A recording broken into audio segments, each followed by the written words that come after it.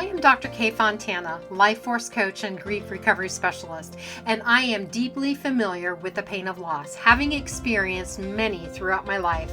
At just 9 years old, I lost my brother to cancer and witnessed my parents' immense grief, which was unbearable. Years later, my mother lost her battle with Alzheimer's, and then my father was diagnosed with cancer and passed away a week after his diagnosis. Most recently, in January 2023, I experienced the devastating loss of my husband and soulmate of 40 years due to multiple health issues. In between were countless other losses, including family members, friends, co-workers, beloved pets, and even finances. However, I turned my pain into my purpose and passion to share strategies to help you get through your darkest days and navigate the complexities of grief. This is the Healing Our Grieving Hearts podcast. Welcome to today's episode where I'm going to share some insights on finding your purpose and passion after loss. If you ask the average person if their life has purpose and meaning, you're likely to only receive a few nods. Some may look puzzled by the question, but realize that they're not really sure of the answer. It's common to feel dissatisfied with life and to believe that your life lacks purpose and meaning, particularly after losing a spouse or a soulmate. Being half of a partnership that did everything together can lead one to questioning their life's purpose and meaning once their spouse is gone. There's that struggle to find a new normal that feels far from normal. This doesn't have to be a permanent condition. There's no set recipe for a meaningful life. Your values and perception of the world are unique. The most meaningful and purposeful life that you can lead is specific to you.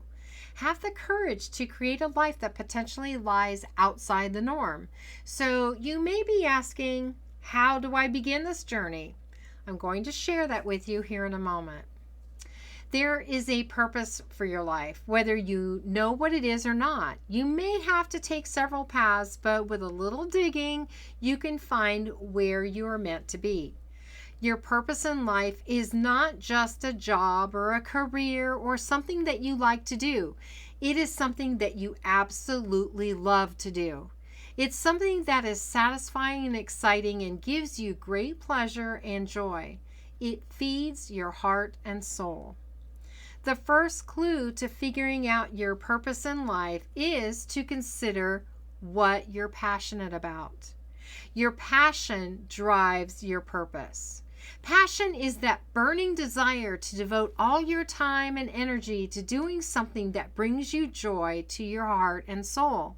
It's something that you feel so strongly about that if money was no object, you would do it every single day of your life without getting paid for it. To uncover your passion, think back through your life. What experiences did you have that made you happy and had the biggest impact on your life? What have you enjoyed doing in your life from childhood all the way to the present moment? What are some experiences that you would like to have again? Or what are some things that you wish you had learned about or careers you wish you had pursued but didn't? Your passion may not be something that you already know how to do, but it is something that you've always wanted to do. It may be a desire, a deep desire that you had but never had the opportunity to follow. So start brainstorming using the questions to see what you come up with. You can download the transcript of this podcast from your podcast platform so that you can answer these questions later. Now let's look at purpose. Your purpose is using your passion, gifts, and talents to help others. Your passion drives your purpose, which is a personal reflection of your natural talents and gifts you're born with and skills you developed over the years. So write down some thoughts to these questions. Are you artistic or musical?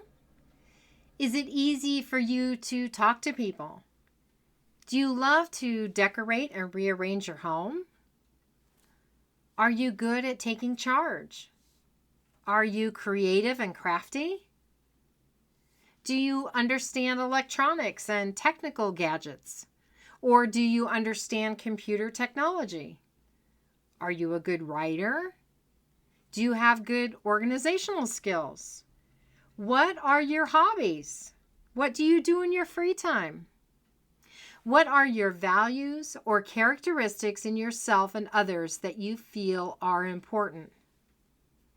Do people naturally come to you for advice on a certain topic or problem? And how can your gifts, talents, and skills be used to help solve problems in the world? Now, take a look at these questions and have a brainstorming session where you think of all the possible scenarios from these questions. To help you with your brainstorming session, consider the following. Live according to your values. We often think of values as abstract ideas like honesty, integrity, and courage, but these abstract ideas have concrete implications in your life. For example, when you assess your values, you communicate to others what is important to you. You exercise your rights, make choices, and live with integrity. Yet, it's not always easy to know what your values should be. To help you think about values, consider what is important to you.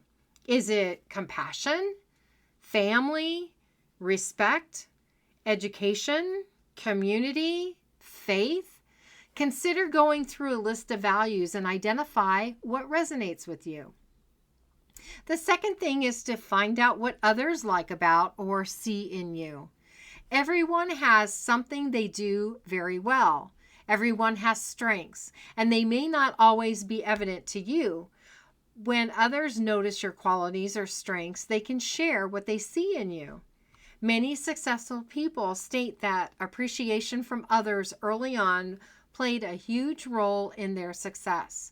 But one thing we know for sure is that feeling grateful improves our relationships and positively impacts our sense of well-being. The third thing is to recognize how life should feel. If you're starting to think about your purpose, the first question you might answer is this: what do I want my life to feel like? Your purpose, how you want to feel, is why you get out of bed in the morning. When you wake up, you should feel energized and excited about your day. That feeling lets you know that you're on the right track. If it's something meaningful to you, you'll realize that you're energized and excited about it. The antidote to feeling lost or bored, it's finding meaning in your life. It's important to note that even if you're doing something very meaningful with your life, there will be days when it feels difficult or discouraging. That can happen with any career or life choice. However, if you are on the right path, your overall feeling should be that you're doing something worthwhile. And the fourth thing is to live with purpose. You need to embrace your fears and move towards your goals. Living with purpose is about embracing your fears and turning them into strengths. Your fears could be weaknesses or areas of improvement. It's easier to overcome your fears if you accept them as part of who you are and do everything you can do to improve them. Once you have overcome your weaknesses, you have a much better chance of reaching your goals in life. By living with purpose, you are more likely to focus on what you can do rather than what you can't. Living with purpose is about living with passion and focusing on what you care about most. Your purpose is something that makes you happy and keeps you going.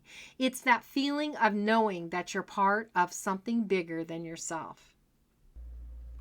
This is how I ended up doing what I'm doing after my husband died last year. During the first few months, I was lost. I was no longer his caregiver, which was what I had been doing for the last few years of his life. It was, for the most part, my identity. Prior to that, I had worked in grief recovery, but when he was ill, I couldn't face doing that because my focus was on him. Even after his death, the thought of returning to grief work seemed impossible because I was still sad. However, 5 months after he died, the urge to helping others through their grief returned, as it was something I knew I was meant to do. My passion for grief work, combined with my past experiences in the area and my ability to sit with people during their darkest day, drove me to my purpose, and Healing Our Grieving Hearts was born. The mission of Healing Our Grieving Hearts is to help individuals navigate through loss and find purpose through grief recovery, energy healing, and spiritual support. For more information on how to benefit from grief healing modalities that I offer, go to my website at www.healingourgrievinghearts.com, where you can schedule a complimentary grief breakthrough session. You will also find 2 guided meditations on the media page. To follow me on Facebook, go to facebook.com/k.fontana. Thank you for listening to this episode of Healing Our Grieving Hearts podcast. Remember, you are not alone in your grief, and your experiences and emotions are valid. Join me next Saturday at 10 a.m. Arizona time as we continue to explore the human experience and when you have lost your faith. Until then, be kind to yourself.